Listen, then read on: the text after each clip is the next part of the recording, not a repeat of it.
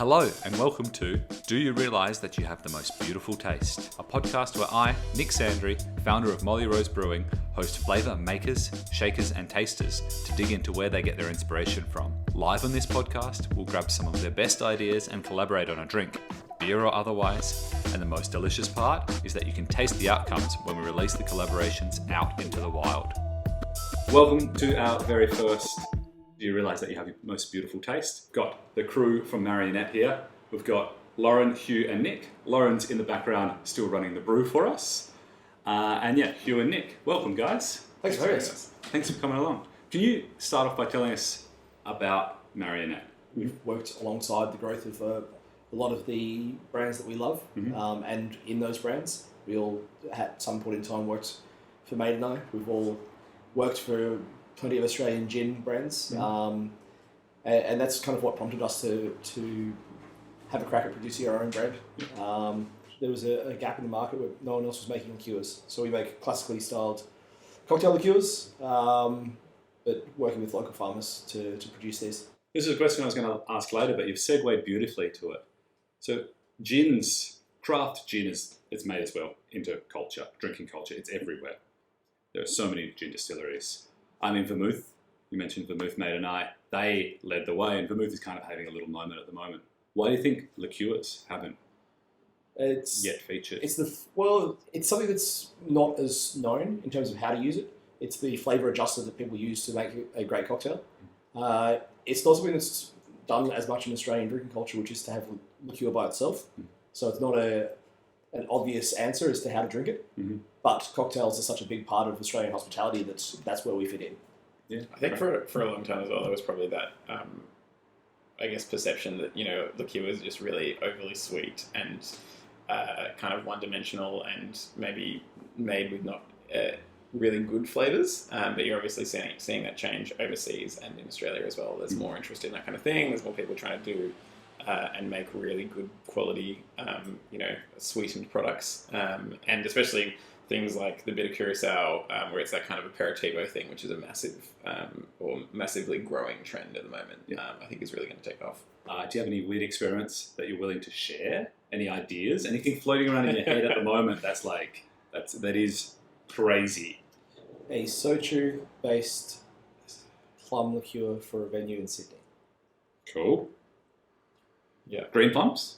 A blend of green and red. Delicious. Yeah. Best of both worlds. Yeah. And where will you get the Shōchū from? REED&CO Distillery in Bright. Awesome. Are there any exciting new ideas that you hope to experiment with now that you've got your own little playground? Yeah, absolutely.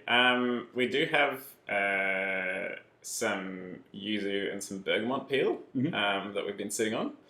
And I don't really know what I'm going to do with it yet. But I'm definitely very excited to see how it extracts in alcohol and sugar and all that kind of thing. Yeah, that sounds awesome. Was that grown in Victoria as well? Yeah, it's from Mountain Yuzu up near Bright. Awesome. So they've got a lot of really interesting citrus varieties, and it'd be really interesting to play around with them. So, do you have an elusive flavour combination that's just evaded you but lurks in the back of your mind? That's definitely a Nick thing. Absolutely. Can you tell us about it, please? I think I tried it in 3 different forms and pitched it to a number of different people for different drinks, chocolates, gins, Muntry and cacao husk. I still think it's a banger. It's going to work. I just don't know how. Maybe beer's the right form. Be delicious. Yeah. I reckon Muntry and cacao husk in a porter would be a very good time. Cool. The salt as well. Yeah, I was thinking a sour beer. Yeah. I would. As soon as you make this happen, I just need a 4-pack as royalties. Because we wanted to do a live brewing podcast, we actually had to meet last week and have a bit of a brewstorming Zoom chat. Can you run me through the idea that you guys came up with? So the idea is based on a jungle bird, which is a really lovely tropical cocktail with normally rum, Campari, and pineapple. And because we also make a bitter kind of aperitivo style thing, so we took a bit of inspiration from that. We'd obviously worked with you using some of the orange peel before. So we're going to use some of that same kind of bitter orange peel, some of the hibiscus that we use in the bitter as well, and then also some pineapple. So it should be really fun. Hopefully, kind of like light, refreshing, tropical, delicious. Would you consider like a session hazy IPA? Yeah, absolutely. Yep. I mean, I guess that would probably work with the kind of pineapple aspect. That's what I was thinking. So Awesome. we've got pineapple, we've got some orange skins. How are the orange skins going to come to us? Are they pre-used from you guys, or? Yes. Yeah. We're gonna have some leftover stuff. Will we have leftover hibiscus as well, Hugh? Yeah. Great. Do you want to explain how you guys use the hibiscus and the orange peel? Yeah, absolutely. So we use it why it's left over? in our bitter Curaçao, which is kind of the inspiration behind the Jungle Bird, the kind of bitter and pineapple combo. So we use them. We actually infuse them in sugar, and with the hibiscus, we also make it into a tea that we use to dilute the liqueur. Awesome. Yeah, that sounds fantastic. And so we've got a series that we run, which you guys have featured heavily in over the past 12 months, Not Wasted, where we take leftover ingredients from other drinks makers and food makers, and we kind of use the flavor that's still left in them to flavor some beer. It's a really fun series. So this next beer collab, Jungle Bird, will be a Not Wasted. Amazing. It's fun. Something that we've just started playing around with that I think it could be fun for a winter version, and also for like a bit of a different take on a hazy pale ale, is a nitrogenated. So a nitro pineapple, nitro Jungle Bird beer. So super textural. Yeah, really creamy, textural. Oh, look, I think the texture should be awesome. Especially playing with the orange, the bitter orange, more so than the pineapple. I think that's going to really amplify that. Cool. Was there anything else you wanted to see in the beer? How would you feel about adding a splash of rum into the beer? We can do that. We can definitely add rum to the beer. Like, it's such a small amount, but just so it has that that cane element to it. I think that'd be awesome. Yeah, that sounds awesome. We can definitely do that. There's legalities around how much we can add, but definitely a pretty punchy kind of rum. Did you have a rum in mind? I do. I'll get clearance before I say, but yeah, I absolutely do. Great. Sounds good. Awesome. Yeah. So I think it's going to be a fun beer. Brainstorming out of the way, ingredients are here. We've mashed in this morning. Let's have a chat about what we've put in. And what ingredients have you brought, Hugh, to kind of throw into the beer today that's inspired by Jungle Bird? Absolutely. So we've obviously got some pineapple, which both you and Nick have brought. From the Marionette side, we've got some, I guess, upcycled or recycled Seville orange peel, which is a key part of what we use in the bitter. So that's that classic bitter marmalade orange peel. And we've also got some Rosella or hibiscus, which we also use in the bitter to give it a really lovely colour and some lovely floral elements. So I think it's going to hopefully give it some really nice colour and also really make that flavour pop. Yeah, it should be fun. I think we've decided that we're going to add the pineapple into the kettle at the end of the boil, and we'll add the bitter orange peel as well. Yeah. To get that flavour to infuse. But then I think we'll save the Rosella or the hibiscus to add it straight into the tank, just to try and transfer as much of that flavour directly into the beer, and hopefully give it a bit of a pink colour. And when do we add the rum? Whenever. Into the tank. Yeah, I reckon. Absolutely. No, I was like, rum, anytime. At all points at rum. I think we'll chill the beer. Yeah. Now you're making me think about how to actually do it. Yeah. We'll chill the beer, let it mature a little bit, drop the yeast out, then add the rum right at the very end as a final addition to kind of dosage, perhaps. Yeah, to let that fantastic rum flavour hold in as much as possible, so we don't have fermentation, we don't have dry hops, we don't have all sorts of crazy things kind of ripping in the rum flavour out. I'm really excited to drink this beer. Yeah, should be good fun. Yeah, we like to add tinctures at the end of fermentation and the end of chilling into what we call bright beer. This beer's going to be hazy, so it's not going to be bright. But bright beer is essentially finished beer that's ready for packaging. Yeah, okay. So yeah, a flavour that's so rounded and perfect and wonderful already. Try and lock all of that in. Right. Mm. I guess we should mention that the rum we're using for this is the Redridge Rhum, which is a sugarcane-based rum from Queensland, up north Queensland. Aged, and I think it's an amazing product. Yeah, really excited. It's delicious in this. Beautiful little bottle too. Mm. So thanks to those guys did they donate it? Yeah. They donated the rum. Thanks to the Redridge guys for donating the rum. We'll have to make sure we pour them a few pints on the launch night. I have promised to take them a can. Might have been a bad promise to make. Because I don't think it's getting too good. Yeah, That's right. Yeah. I might pause there because I'm going to go check on the beer. Cool. I just got to check on the beer, guys. It's brewing downstairs. Come and have a look at the brewery. It's a very small brew kit. So at the moment, we're lautering.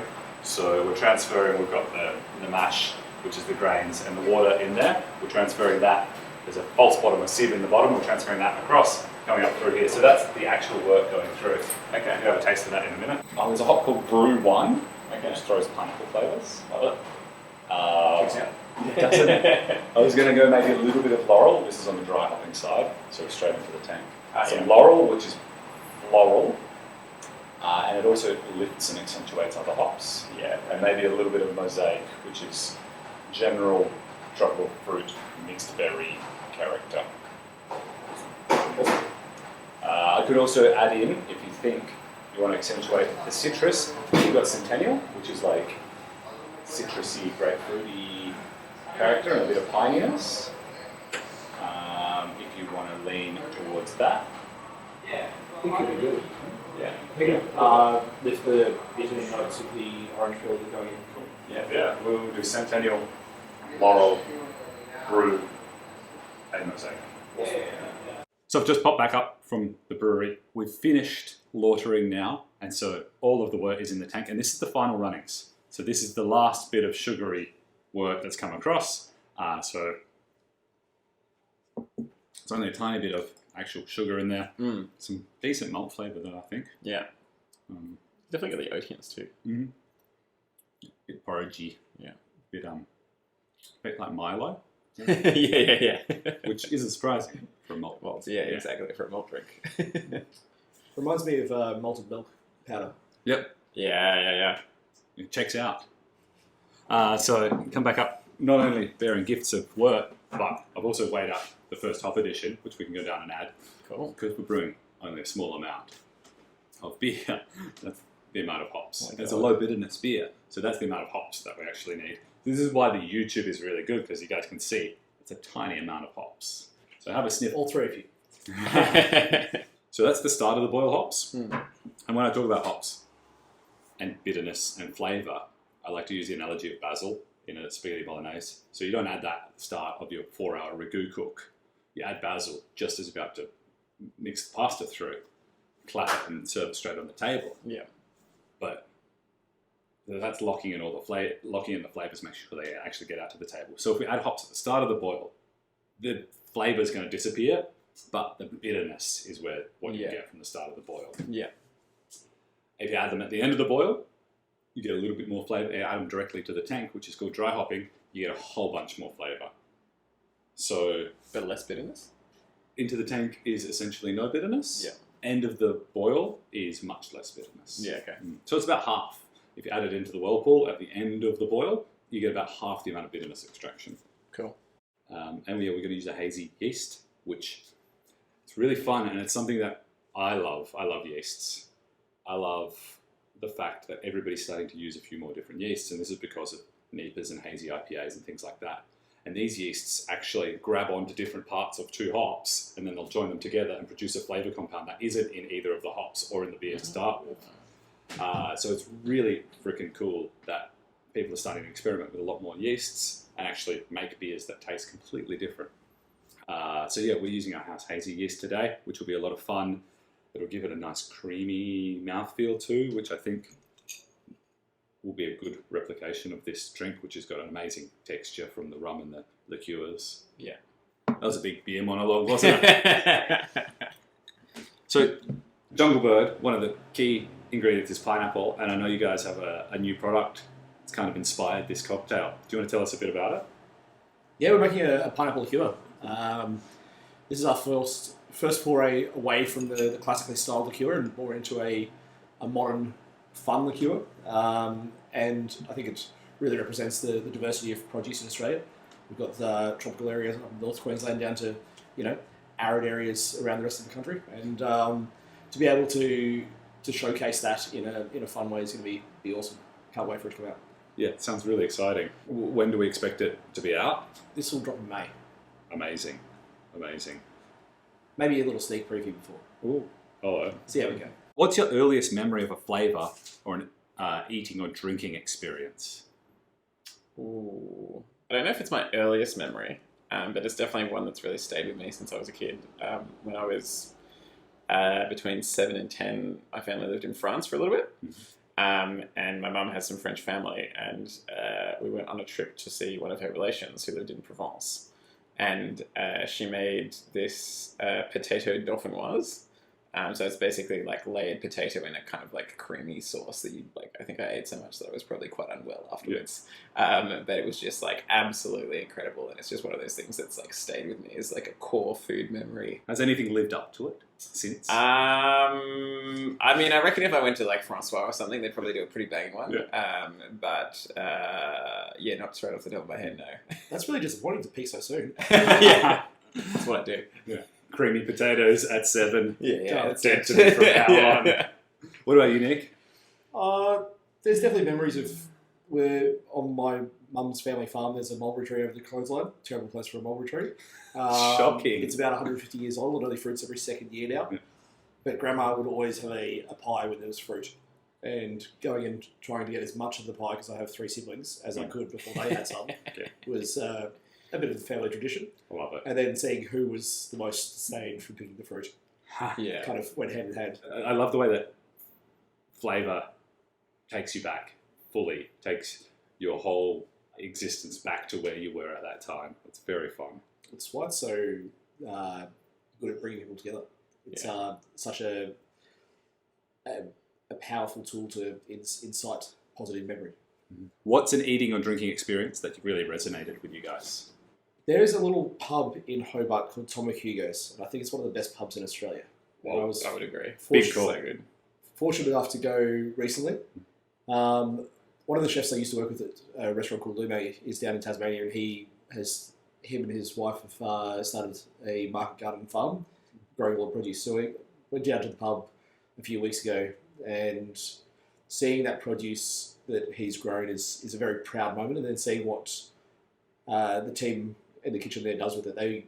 They're incredibly smart in that they preserve all of the skins and the offcuts of all of their produce, all of their meats, and makes the sauces, XOs, different kinds of stocks, and dress the veggies really well to elevate a pub meal. And it was a little bit emotional because these guys are also finishing up their time at the pub, so it won't be the same. And it was definitely my last visit there.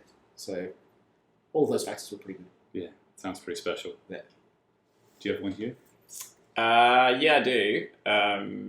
And Lauren was here for this one. Went down to Sardinas, which is next to La Pinta, and it was just awesome. Super delicious, really simple, just perfect. What about your memory?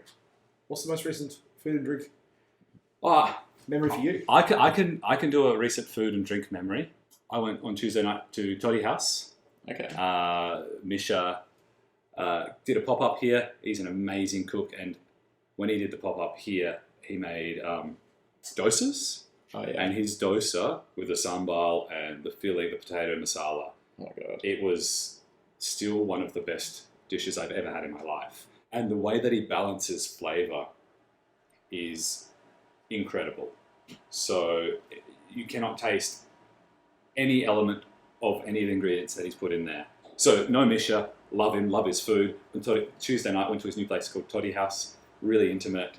I love the way that they are serving the food, and they're kind of making it fun and easy and just communal.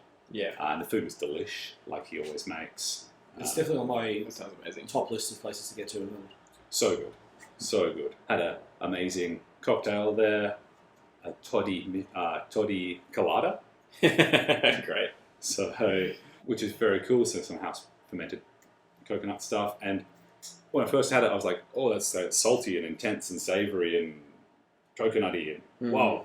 Then the food came, and I was like, that cocktail just got So much better. yeah transcended. That was amazing. It was really cool with the food. I think we're going to go down and add some hops to this brew. We've got to get our special ingredients ready to go in. We're going to head into the bar and Nick's going to whip up a couple of Jungle Birds. So stick around to hear how they're made. And be sure to hit the follow or subscribe to find out how you can get your hands on our Jungle Bird beer once it's ready. Maybe we should work up a launch party with a little sneak peek of the Pineapple Liqueur as well. Yeah, thanks very much guys for joining us on the podcast. Thanks Lauren for coming along as well. A lot of fun, and I mean, this Jungle Bird idea is pretty cool. Can't wait to taste it. Yeah. Thanks for hosting us. Thanks guys, cheers. Let's make a Jungle Bird. 40 mils of local rum. This is the Redridge Rhum from Queensland. 20 mils of Bitter Curaçao. 20 mils of Pineapple Liqueur. We're going to do a whole lime for this one. Juice off. And 30 mils of pineapple juice. Shake it nice. Woo! Nice and cold. Straight into a tall glass. Top with ice. And enjoying the sun. Definitely tastes better with a Hawaiian too. Obviously. I love it. Let's do that in beer form. Yeah, absolutely.